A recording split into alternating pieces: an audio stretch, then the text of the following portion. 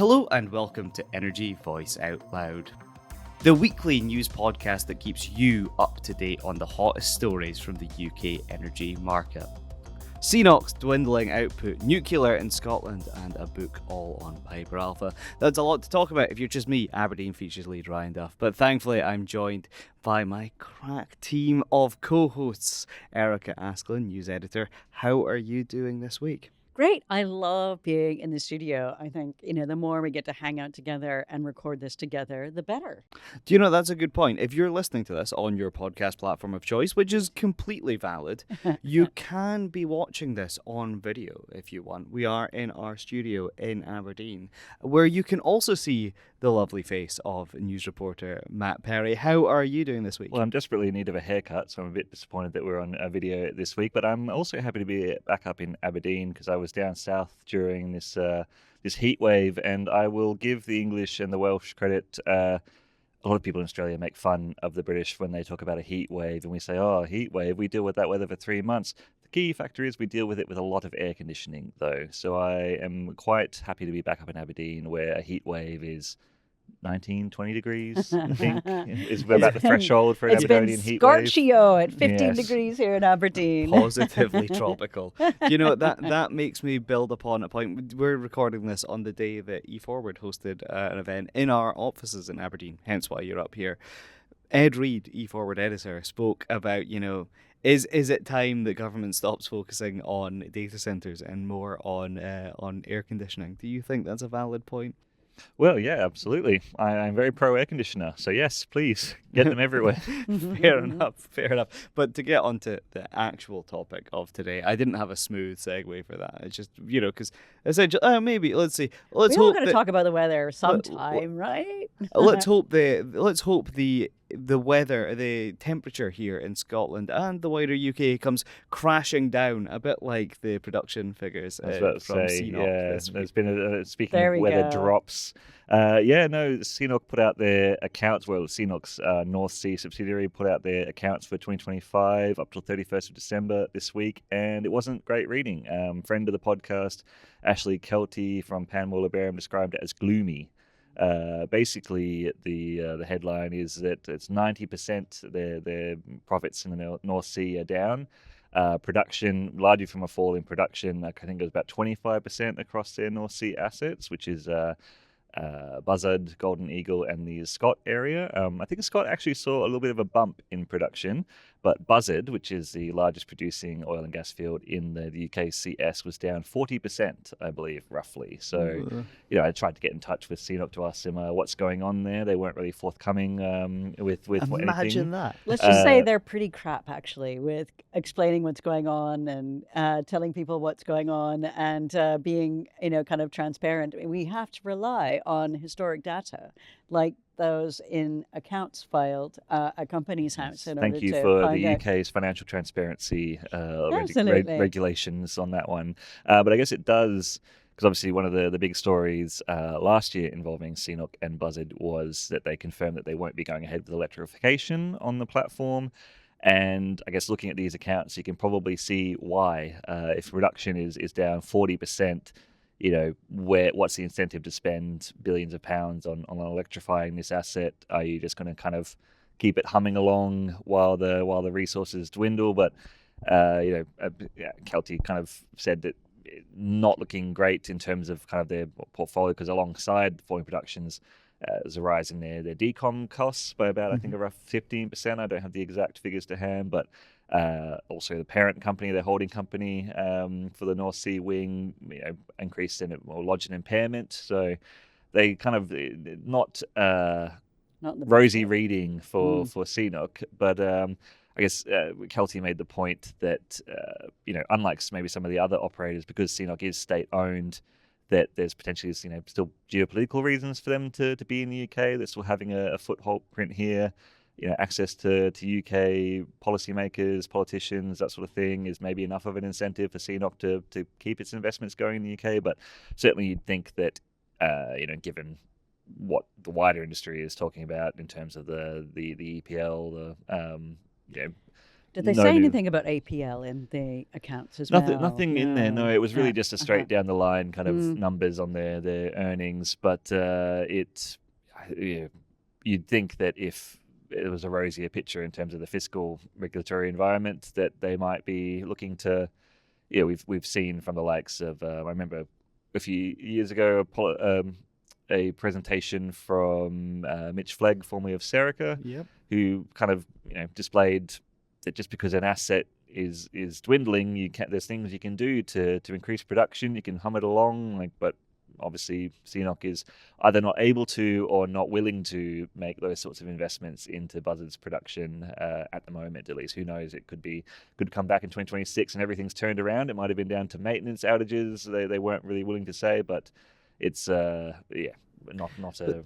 I guess maybe to try and be the optimist, which feels like an uncomfortable position for me to be in of all things, is this maybe an opportunity for them in the sense that we look at the direction of travel for oil and gas in the UK, and you're speaking about increasing production, and Serica is the poster child of that. Be it they've quickly gone from being sort of one of the smaller players to one of the bigger players in the North Sea, and you could argue that's because all the big guys have taken their ball and gone home. But at the end of the day, they have managed to sort of deliver increased production, and with the way the UK is going, that's the only way that we're going to get any sort of gains in oil and gas is through tiebacks and ensuring that existing assets bump up their production levels.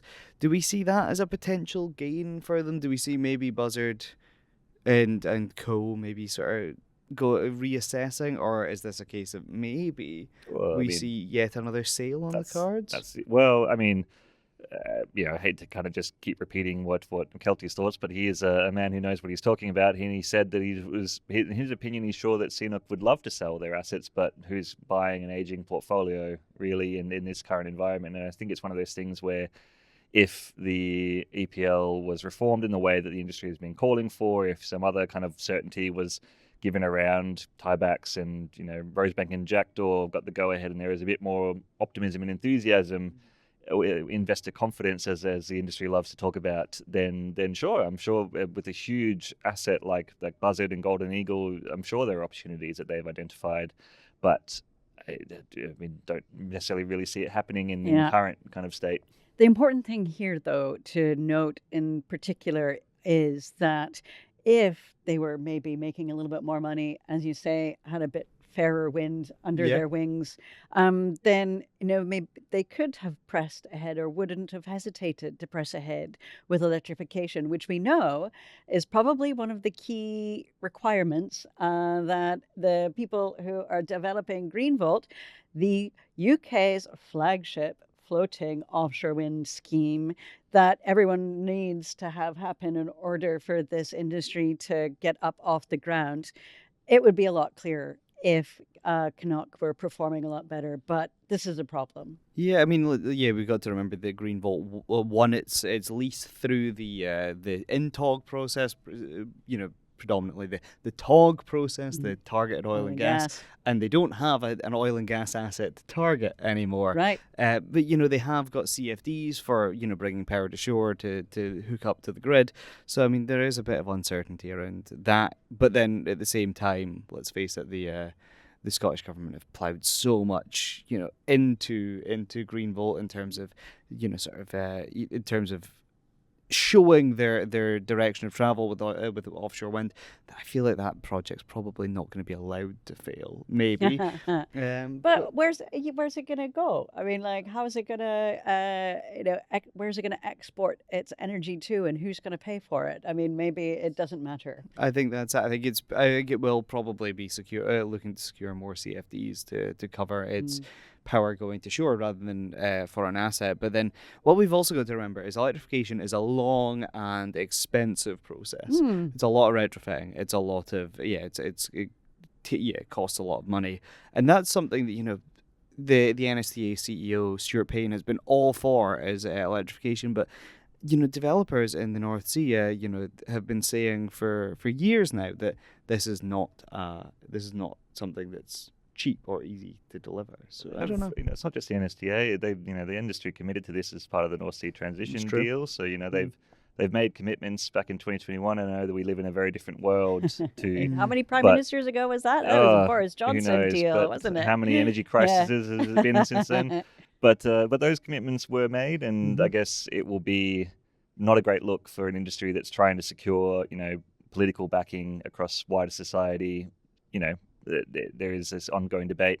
If they start to back away from their electrification commitments en masse, there's a lot to be said about maintaining that social license to operate. And I think electrification 100%. Is one of those key things that they've committed to, alongside methane reduction. That will be something to keep an eye on in terms of how the industry performs and kind of demonstrates to wider society that they should be able to keep operating, because obviously a lot of people in Aberdeen, are firmly of the opinion that the industry should be going, but they're not the only people that vote in the UK. I'm sure UK energy policy would be very different if the people in Aberdeen were the only ones allowed to vote. Well, it's true. We haven't even touched on the Aberdeen South elections and how that really did sort of show maybe a support for oil and gas in the city, but that's not to be, that's to be expected. Sorry, but I think that does wrap up this segment. But please do stick around, because in future weeks we will probably be coming back to this, I'm sure. But stick around, because after the break we're speaking about nukes in Scotland. Hey guys, guess what? What is it, Erikka? Energy Voice is on WhatsApp. Oh, is that what's been making my phone buzz all day? It really is. I mean, I can't stop buzzing about this. It's a great way to get the latest updates from Energy Voice, because anytime the latest story hits the site, it's out on WhatsApp, and then you get to find out what's going on. And that makes a lot of sense, because, let's face it, that's how everyone shares their news, isn't it? You text it to your pals, you WhatsApp it to your pals. So your pals at Energy Voice are making sure that they're WhatsApping you with the latest headlines. We ended the last segment speaking about political consensus in Scotland and the idea that, the Aberdeen South election, the Tories are saying that that's a sort of mandate for more oil and gas based on how the people of Aberdeen South voted. However, something that we're still yet to get political consensus on in Scotland is nuclear. We've seen in the past that, SNP voters are, maybe open to the idea, but the SNP aren't. The last nuclear power station in Scotland, Hunterston, is looking to wrap things up by the end of the decade. Erikka, you've been looking at a UK government. It's Torness. Torness, not live fact-checking. Yeah, that's okay. There that's okay. I've got the notes here right on my thigh, so it's all good. But so here's what's going on, though. So yes, you're right. SNP are dead set against new nuclear in Scotland. Although in the rest of the UK, the UK government, Ed Miliband, has called for a nuclear golden era in England. They're pressing ahead with Sizewell C in Suffolk, and then of course they're also planning to install a bunch of small modular reactors in Wilfa in Wales. And then of course for that you're seeing a huge jobs boom. Lots kind of investment going in, because as we know, nuclear is really eye-wateringly expensive, and that's a good way for kind of contractors to get certainty, because they have certainty that these are kind of up and running in the next 10, 20, 30 years. Who knows? They'll take a long time to build too. But for the current status, Scotland ain't going to have none. And as you said, Torness is going to be mothballed come 2030. And that would be the last nuclear production facility going in Scotland. But then comes Ed Miliband. He's up here at Peterhead saying, oh, no. You know what? You Scots, you need some nuclear. And so what he did is he commissioned GB Energy Nuclear, the division, to do a report saying which would be the good sites in Scotland to establish new nuclear. So where do you think they are? Oh, where do I think they are? Well, you mentioned Peterhead, so I'm going to say Peterhead. Well, see. But then surely, I wrongfully mentioned Hunterston, but also Torness.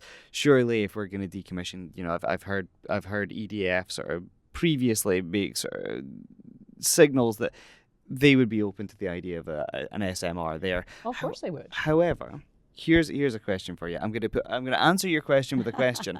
Is SMRs really the right approach? Because let's face it, economies of scale are so important, especially when it's something that's expensive. And I was in Germany just a few weeks ago, and I was speaking to some folks over there about nuclear, and an interesting point was raised about no nuclear project's ever been delivered without massive government investment. Is it right to be going for SMRs? So maybe we should be looking at... You talk about economies of scale, that's pretty much the main argument about SMRs, is that if you can, modularize them and create a factory, production line approach to building them, that will bring costs down. Obviously, no one's actually really done that yet. And the key kind of fact of that is that you can't just commit to building one SMR. You've got to have a suite of them, 6, 7, 8, so they can get that certainty and they can get that production line going. That's the theory, is that it will bring down costs in that way, and it will just rinse repeat, because one of the main things that drives up costs is that the UK will take a tried and tested design from EDF in France and make 3,000 planning changes to it, and that in the same way as HSR2 and then all the high-speed rail bumps the costs up. But yeah, that's kind of the argument behind SMRs, is that... No, I get that, but at the end of the day, if we're gonna scale up the production of nuclear, why keep on the small side rather than the large side? Is kind of the argument against, right?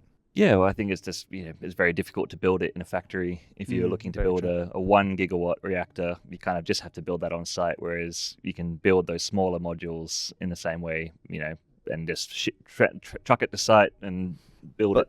But we did derail you. Sorry, I suggested a handful of sites in Scotland.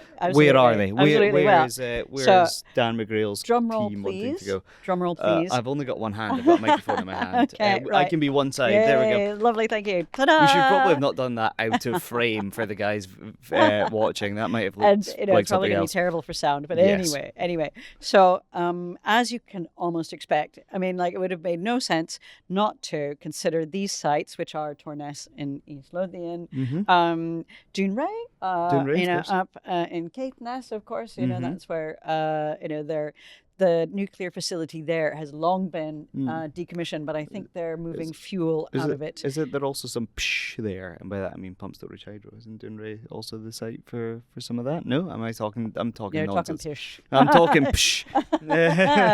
See that joke there? There we go. Another one is Hunterston. You were out there not too long ago in Ayrshire. You did a feature on the history of that. It was being defueled. Yes. But so these are the obvious ones for where you want to go. I went for the easy wins. See, but then other sites, which they kind of just hinted at, that they think might be useful for it. So hang on for this. So this is Firth of Forth Estuary on the Fife site. Right.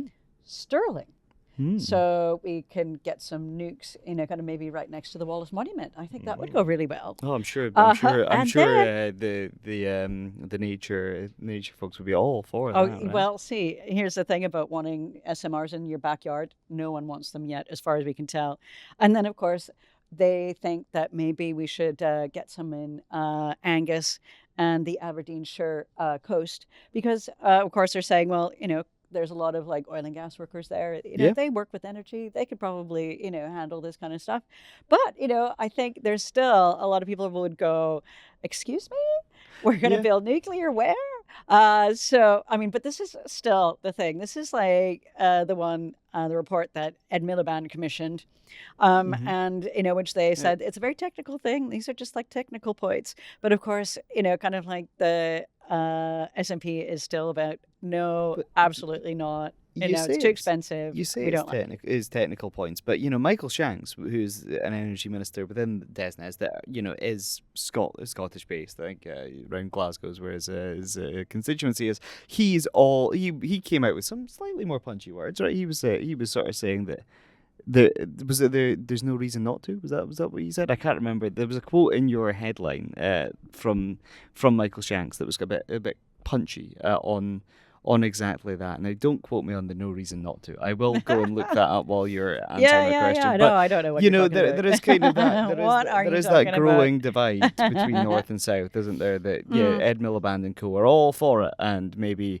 the SNP are not. Well, and the Lib Dems in Scotland have actually said that they would they're all probably for think it a little bit about it. And I don't know what that policy then fits them with the kind of like UK Lib Dems, but there seems to be greater consensus building across nuclear in Scotland. I know, right? Who knew? But that said, could it be, Matt, that maybe some of these SMRs that may or may not be built in Scotland be built by Poland's richest man? Potentially, yes. So you were Wow. talking before, Ryan, about whether it should be, with so much government expenditure reliant on nuclear. We've actually heard this morning that a Warsaw-based firm called SGE, which is owned and founded by Poland's richest man, who, forgive me if I get the pronunciation wrong, Australians have a terrible track record of butchering Polish surnames, but Mikhail Solovov, I believe. He has submitted plans under the UK's Advanced Nuclear Framework to build a 4.2 gigawatt fleet of GE Vernova Hitachi small modular reactors. And they reckon that'll cost in total about £35 billion. And about 2 to 3 billion of that, roughly at the moment, is estimated to be capex expenditure. And essentially, kind of what they want to do is take 3 or so sites across the UK, start with 6 at the first one, and then, they want to build these all across. They wouldn't say where exactly. They just said that 2 of them are privately owned sites, one that they're negotiating with the government on, and they see a role for a sort of a contracts for difference style scheme and involvement of the National Wealth Fund. So I asked them, when you say contracts for difference, National Wealth Fund, what does that mean? They said that's all still to be determined. It could look like an equity stake, and kind of lots of discussions going along there with the National Wealth Fund. We've seen those sorts of investments happen already. But yeah, really interesting company that is looking to do similar things all across Central and Eastern Europe. They've got plans. They've partnered with Orlen, which is Poland's state-owned oil and gas operator, to look at building SMRs across Poland. They've got similar ambitions across the likes of Hungary, Bulgaria, Lithuania, and now the UK. And they said they're pretty keen. They see the UK as being they've got the best nuclear workforce in Europe and good solid policy environment and backing. So. Well, it sounds like they think that the UK's nuclear policies makes it pretty bankable, or else they wouldn't have been proposing. And they described it as a privately financed, commercially led investment. So, that's, I guess, we're seeing, particularly with this boom in electricity demand from data centers, we've seen the likes of Microsoft and Google and Amazon, Facebook, looking at investing in fusion companies and other kind of AMR and SMR startups. And so I believe that, I sort of did a bit of Googling on Solovov because I've not heard of him before. I don't keep tracks on Poland's rich list. But he's been quite outspoken recently. He owns a few, chemical industry firms. Maybe he's kind of like the INEOS. Sir Jim Ratcliffe. Jim Ratcliffe. How could we forget? Poland's Sir Jim Ratcliffe he's got a lot of industrial companies that he owns, and he's complaining about industry being destroyed by high energy prices. So obviously he sees SMRs as a solution. And it's interesting that he's gone with, I believe SGE has kind of been an investor development partner with GE Hitachi, because they were involved in the UK's SMR competition, which Rolls-Royce SMR ended up winning. They're the ones that won, the 3 government-backed ones. Into the UK. Yeah, so this is, I guess, the, I don't know if we'd describe it as a consolation prize. 14 of them seems like a pretty big big prize to be had. But so it's not as if these companies have packed up their bag and said, well, if we didn't win, we don't want you anymore. They still see the UK. They may not have won the prize of the government-backed 3 reactors as Rolls-Royce did, but they still see the UK and Europe as somewhere they want to deploy. So I guess this chat about SMRs and who wants to have them in their backyard certainly is not going to be going away, because we've also seen the likes of Centrica and X Energy. They've got their sights set on Hartlepool. So it's certainly looking like it's not just the government; it's the private investors are interested in this as well. So again, a lot of questions over, as you said, Ryan, the kind of economics of small modular reactors. Do they make sense? No one really knows because it hasn't been done. There's also questions that our colleague Jess has been poking into around the nuclear waste, because there's lots of sort of early evidence that shows that they produce more waste than conventional reactors. So lots of environmental questions there, but it's a topic that won't be going away, I'm sure. Certainly not. But there is obviously high potential, to use Michael Shanks's words. No reason not to. But pretty much the same thing. There's a high potential for nuclear in Scotland, and the conversation will keep on going. But that is all the time we've got for this segment. But stick around, because we are looking offshore. What's next for the energy transition? Join Pinson Masons and eForward on July 7th for Inside the Energy Transition, exploring insights from nearly 1,000 investors and technology developers worldwide. Hear expert views on investment trends, evolving energy markets, and the path to net zero. Find all the details on the Energy Voice and eForward LinkedIn page. So yeah, this week we're going to be looking at the Piper Alpha anniversary. It's 38 years since the North Sea and the oil and gas industry's largest disaster. Obviously, we all know the story. 167 men lost their lives. Went out there and never came home. And that took place throughout the night of the 6th of July into the 7th. And I've been speaking to Shane Gorman, who's involved with the Pound for Piper Trust, but he's got a very close personal connection to the disaster, as he lost his father that night, and a really sort of interesting time for him from an outside perspective. He just went to join the army. He just went to to do basic training, and he ended up being rushed back home to Edinburgh when he was told that there was a disaster, there was an incident on the platform. But he's written a book sort of about his personal connection to the disaster, and he's now sort of dedicated his life to safety in the North Sea, much like his dad did. Actually, we'll get into that in a little bit too. But he's been quite outspoken throughout his career about safety in the North Sea, and he's sort of committed his thoughts to the page. About 150 pages. He tried to keep it super accessible and super snappy for anyone across the industry or further afield that would be interested. But Erikka, we have come to this somber anniversary, every year, and we are moving ahead to the memorial service at Hazelhead coming up on Monday. And you've been there a number of times, and I have also attended the service, and it is a lovely memorial, and the garden that has been designed specifically to host this beautiful statue that memorializes the people that lost offshore in the disaster, is just quite touching. It's an important thing, I think, for the industry and the people of the Northeast. Yeah, so if you're listening to this on the Friday that it goes out, that this episode goes out, the following Monday on the 6th at 1 p.m. in Hazelhead Park at the North Sea Memorial Gardens, that's when the reading of the 167 names and the service will take place, and it'll be the first time that a new chaplain, a new oil and gas chaplain, will look after that service. Michael Mayer has done it in the past couple of years. We've got a new interim chaplain coming in for the oil and gas chaplaincy just now, and so it's always a touching moment. It's always a moment for the industry to get together, and this is the first time in a couple of years that it's being held on a weekday.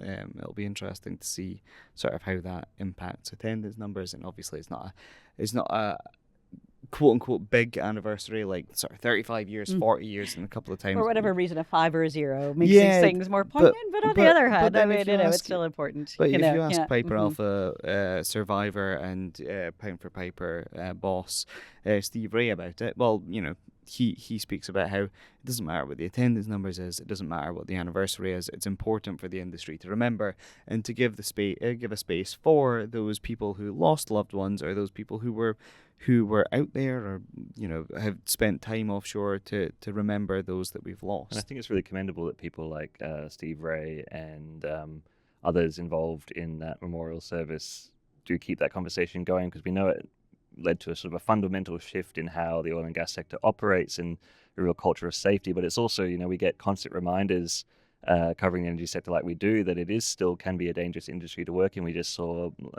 the helicopter crash in Saudi Arabia. There's been a few incidents we've been covering on Valaris rigs of people getting hurt, and so it is, that's something that it sort of, I guess it's commendable that people do keep that conversation about safety and the impact it has on families and lives, because it's not just about operations and it's the people that work on, and the industry needs to keep making sure that they are as safe as they possibly can be. And that's what Shane is speaking about in his book. That's the Through the Flames is the name of the book that's coming out. I'm going to the launch event tonight on Thursday, so by the time this episode goes out, you will be able to get your hands on a physical copy. You can already get it on Kindle if you so please. And it's he speaks about his dad's role in the industry, David Gorman, and about how he was a safety officer on the Piper Alpha. And he spoke about how his dad had this philosophy around safety, about how he used to always wear this particular sticker on the back of his hard hat that said "Speak to other side." And he spoke about how throughout his career he's worn that exact same sticker on the back of his hat. Ever since he pivoted careers, he's went from being in the army, as I said, he was doing basic training, and he discovered that he'd heard that there was a safety incident, and he was told, you should go back up to Edinburgh and find out what find out what's going on. And so he said that the first time he found out that what the accident was, he said he always heard his dad speaking about incidents, but the first time he found out what had happened was he was waiting in the train station and saw on the front page of all the papers what had happened. But he's Did his dad survive? No, his dad. He lost his dad in that incident, and that's why today is such a big day, the 2nd of July, because that's the anniversary of the last day he saw his dad before he went off to the army for training. But he's kind of tried to continue that philosophy of the speak to other side. Throughout his career, he's pivoted from finance in Edinburgh off to sort of being a labourer offshore, and then sort of now he's a safety officer like his dad before him. And he's speaking with Step Change in Safety, the trade body that focuses on safety in the North Sea and globally in the oil and gas sector, about sort of using that phrase as a means to sort of drive safety, because his dad was around at a time when he said that it was quite commonplace for folks to say to the safety officer on a platform, hey, why don't you head off to your office, because what we're doing, it's a bit dodgy, we don't but we need to get it done. And his dad was a big advocate for saying, well, hold on a minute, if you need to do this, if you're being told this is a task that needs to be done, why don't we have a conversation rather than just telling me, bugger off to your office so you don't need to see this. We can have a conversation about it and make sure it's done in the safest manner. That's something that he's been continuing. That's something that the book's trying to focus on. Well, as I think Matt touched on, testimony is really important, and of course you know Steve Ray really well, and I've heard him speak a number of times, and every time you see someone like Steve talk about their experience, how it all went down, what happened, really important things, it almost feels like the room becomes electric. Everyone starts being emotionally affected by just the vast necessity to kind of think about actually what's important here, and that's the safety of people, the people that are out there come back safely. And that testimony is so instructive. It brings it home. No, exactly, and it's not just Steve. Joe Meenan also survived the disaster, and he also does a talk. I'm yet to actually hear that one. I've heard Joe's, and I've heard Steve's even. And there's always this moment in it that really, every time it really hits me, and I don't know why it's this moment in particular. Because he goes through in Steve's talk, he starts at landing on the platform for the last time to being back at Aberdeen Royal Infirmary. But there's this one moment in the talk that, not to ruin Steve's talk, and I do encourage anyone who's not heard it to make sure they get to it, because it is very poignant. But there's this moment in it where Steve speaks about how he's he's been on this vessel that he was sort of picked up from after jumping from the platform. He's been collected, and there's helicopters going back and forth from the North Sea to Aberdeen Royal Infirmary, and they're sort of triaging because there's as many people coming back. And so essentially he says that there's this nurse that goes, "You're walking wounded, so you're fine, you need to step to the side because there's so many more coming." And Steve had to tell the nurse, "No, there's not. I'm the last helicopter back." I think that really shows the vastness of the incident. Obviously, we remember 167 men lost their lives, and all their names are engraved at that statue at the Hazelhead Park at the North Sea Memorial Gardens that you mentioned at the top of this segment, Erikka. But I don't know why that moment always kind of sticks in my throat a little bit. It always it's always a point that you kind of realize that at the time they didn't remember it as Piper Alpha. It was it was something that was so fresh, and it's something that it still is very fresh for so many people. So it's something we'll remember going forward. It's something that the industry needs to remember going forward, and it's something that, not to turn this into an ad for Shane's book, but genuinely I will be picking up a copy and I will be reading it. I think it's important to do so, and it's important to remember this, and I really hope that I see people that have listened to this podcast at the memorial service on Monday, because I'll be going for the 5th year on the bounce, and we'll be covering it on Energy Voice too. But I think that does it. It's a bit of a somber way to end the episode. But thank you, Erikka and Matt, for joining me this week, and thank you very much for listening. If you'd like to stay up to date with all things energy, well, there's only one place to be, and that's energyvoice.com, and we'll see you same time, same place next week.